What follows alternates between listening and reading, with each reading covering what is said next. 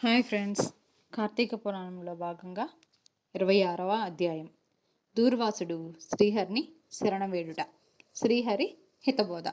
ఈ విధంగా అత్రి మహాముని అగస్త్యునితో దూర్వాసుని కోపం వల్ల కలిగిన ప్రమాదంను తెలిపి వృత్తాంతంను ఇట్లు తెలియజేశాను.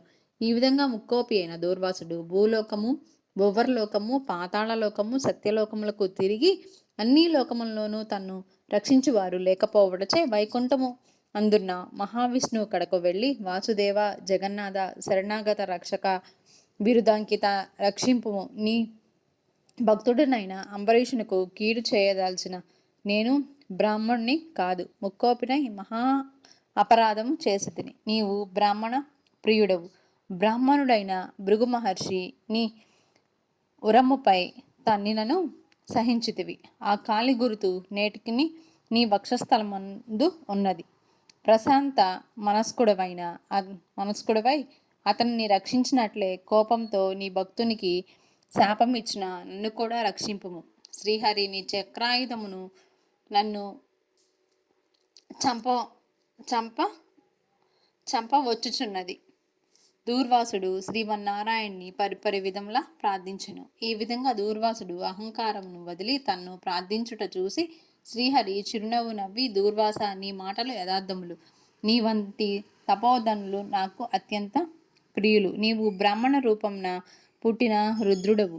నిన్ను చూచిన వారు 3 లోకములందు భయపడకుండా ఉండుదురా.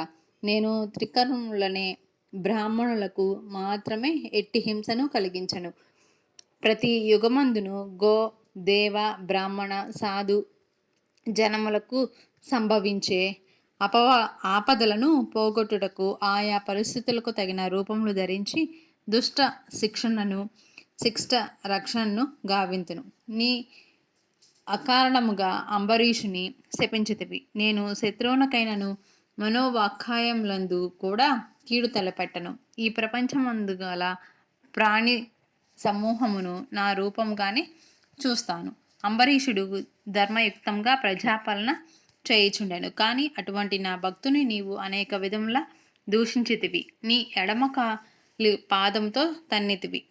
అతని ఇంటికి నీవు అతిథిపై వచ్చి కూడా నేను వేళకు రాని ఎడల 12 గడియలు దాటకుండా భుజింపుమని అంబరీషునికి చెప్పవైతిని. అతడు అంతకంటే అపరాధము ఏమీ చేసెను? చతుర్వర్ణముల వారికి భోజన నిషిద్ధం. దినములందు కూడా జలపానము దాహశాంతికిని పవిత్రతకు చేయదగిందే కదా. జలపానము అనరించిన మాత్రాన నా భక్తుని దూషించి శపించితివి. అతడు వ్రతభంగమునకు కూడా భయపడి జలపానము చేసినాడు. కానీ నిన్ను అవమానించుటకు చేయలేదే. నీవు మండిపడుచున్నప్పుడు బ్రతిమాలి నిన్ను శాంతింపచేయ చూసెను. ఎంత బ్రతిమాలినను నీవు శాంతింపనందున నన్ను శరణువేడెను. నేనప్పుడు రాజు హృదయంలో ప్రవేశించినాను. నీ శాపఫలము 10 జన్మలలో అనుభవించుచున్నది పలికిన వాడని నేను. అతడు నీ వలచి భయముచే నన్ను శరణవేడుచుండెను. కానీ తన దేహము తాను తెలుసుకునే స్థితిలో లేదు. నీ శాపమును అతడు వినలేదు. అంబరీషుడు నా భక్త కోటిలో శ్రేష్ఠుడు, నిరపరాధి, దయాశీలి, ధర్మతత్పరుడు. అటువంటి వారిని అకారణంగా దూషించితివి. అతనిని నిష్కారణముగా శపించితివి. విచారింపవలదు. ఆ శాపములను లోకోపకారములకై నేనే అనుభవించును. అది ఎటులా అనగా, నీ శాపంలోనిది మొదటి జన్మ మత్స్య జన్మ.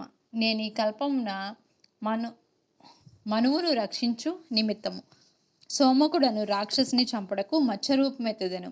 మరికొంతకాలమునకు దేవదానములు క్షీరసాగరమును మదించుటకు మందర పర్వతమును కవ్వముగా చేయుదురు. ఆ పర్వతమును నీటిలో మునగకుండా కూర్మ రూపమున నా వీపున మోయుదును. వరాహ జన్మ ఎత్తి హిరణ్యాక్షుణ్ణి వధింతును. నరసింహ జన్మమెత్తి హిరణ్యకశిపుని చంపి ప్రహ్లాదుని రక్షించును. బలిచే స్వర్గం నుండి పారద్రోలబడిన ఇంద్రునకు తిరిగి స్వర్గమును అప్పగించుటకు వామన రూపమెత్తి బలి చక్రవర్తిని పాతాళ లోకమునకు తొక్కివేసును.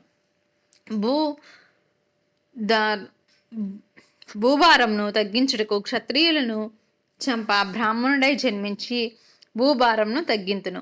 లోకకంటకుడైన రావణుని చంపి లోకోపకారం చేయటకు రఘువంశంన రాముడై జన్మించును. పిదప యదువంశంన శ్రీకృష్ణునిగాను, కలియుగంన బుద్ధుడుగాను, కలియుగాంతమున విష్ణు చిత్తుడను విప్రుని ఇంట కల్కి అను పేరున జన్మించి అశ్వారూఢుడై పరిభ్రమించుచు బ్రహ్మద్వేషుల అందరినను మబ్బుపెట్టెను. నీవు అంబరీషునకు శాపరూపమును ఇచ్చిన 10 జన్మలను ఈ విధంగా పూర్తి చేయుదును. ఇట్లు నా దశావతారములు సదా స్మరించు వారికి సమస్త పాపములు హరింపజేసి వైకుంఠ ప్రాప్తి నొసంగను. ఇది ముమ్మాటికి తథ్యము. షడ్వింశోధ్యాయము 26వ రోజు పారాయణం సమాప్తం. Thank you friends.